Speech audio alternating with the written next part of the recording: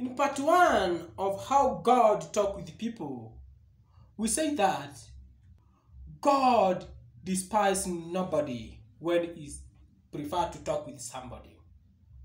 And today I like to show you another thing, that our God is not a gossiper.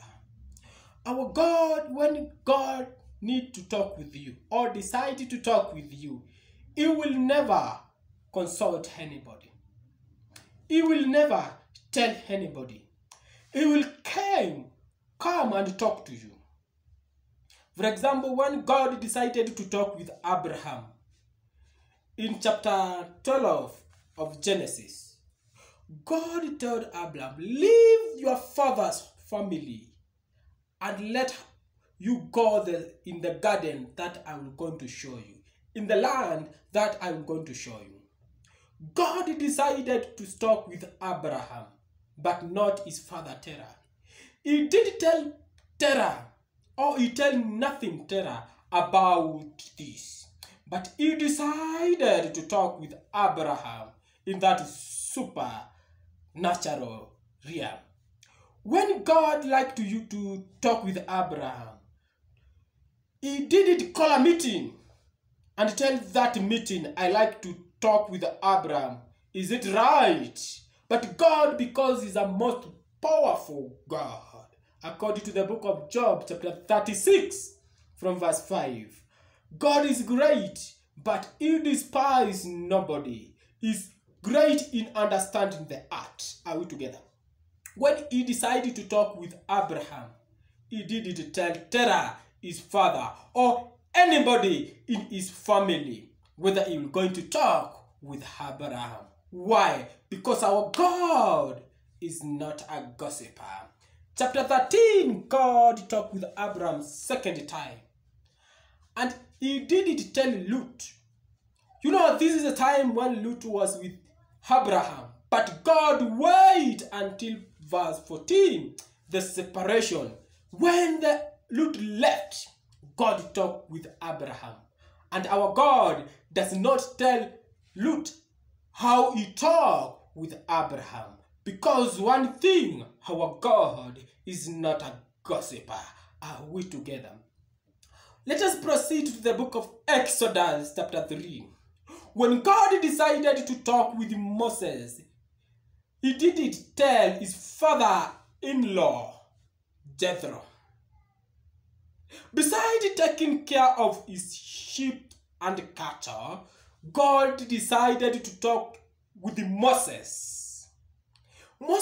For his situation, was not qualified for God to talk with him. But what God does, the letter of Apostle Paul, chapter 3, verse 5 and 6, God qualified Moses from this qualified situation in order to talk with him. When you read God's word translation, you're going to see this.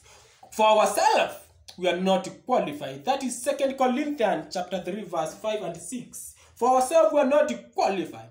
But God qualified us to be called his ministers. Are we together? So Moses was not qualified to be called the servant of God, to be called the son of God. But God qualified him as a minister, and God take the children of Israel there in Missouri. And he didn't tell Jethro, the father-in-law of Moses, or consult him, or call a meeting to talk whether he was going to talk with Moses or no. Why? Because our God is not a gossiper. When he decided to use somebody, does not look about his background, does not look his title, doesn't matter the situation or the career that you are attacking. But when God likes to use you, he will going to qualify you from that disqualification situation and talk with you. Are we together? Let us proceed to the book of Joshua chapter 2. When God decided to reveal himself inside Rahab the prostitute, he did. He didn't consult anybody. And remember that in Jericho, we have great people who God can use. Are we together? They are son of kings, great people there, soldiers and great people and great men of valor or brave men there. But he decided to use prostitute Rahab, and he didn't consult anybody. Why? Because our God is not a gossiper. Why? When God get inside Rahab, he qualify him for disqualification situation and make her the servant of himself in order to talk with him and to give him great revelation about himself. Are we together? Let us proceed and take a look in the book of Luke. Luke chapter 1. Luke chapter 1, when God liked to talk with Zachariah, he didn't tell Elizabeth his wife. Why? Because our God is not a gossiper.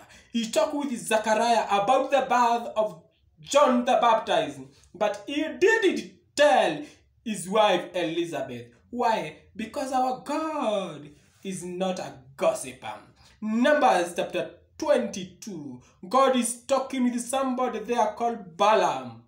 And the Joshua chapter 13 verse 22 told us Balaam, son of Baal, was a witch, was a fortune teller, was a bad man.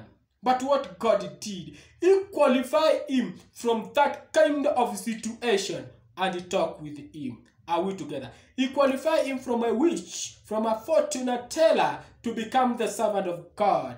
And he changed, according to the 23 of Numbers, changed the curse to become blessing. When God decided to talk with the Balaam, he didn't talk with the Balak, the king of Moab, for whom he sent Balak to him. Are we together? Balak sent Balaam to curse the children of Israel. But when God decided to talk with the Balaam, he didn't talk with the Balak. Why? Because our God is not a gossiper. Second thing, our God can qualify somebody from disqualification situation in order to talk with him. A witch, and God can able to talk with him, like Balaam, according to Joshua chapter 13 verse 22, was a witch.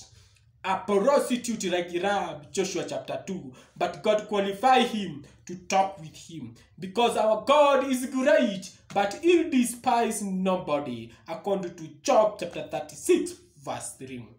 Let us proceed.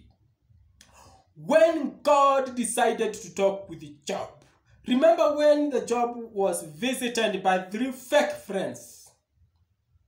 God decided to enter in the hand of Elihu, the young man, and reveal himself to Job.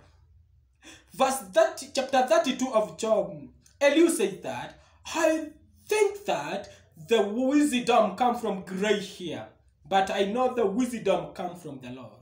When God decided to use Elihu, he didn't tell Job and 3 fake friends of Job, but he used him and qualified him from his young age and qualified him to talk with him.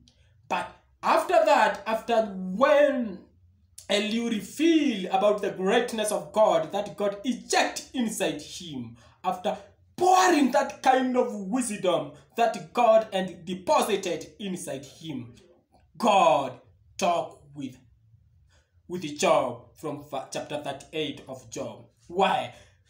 God can qualify somebody from disqualification situation in order to talk with him.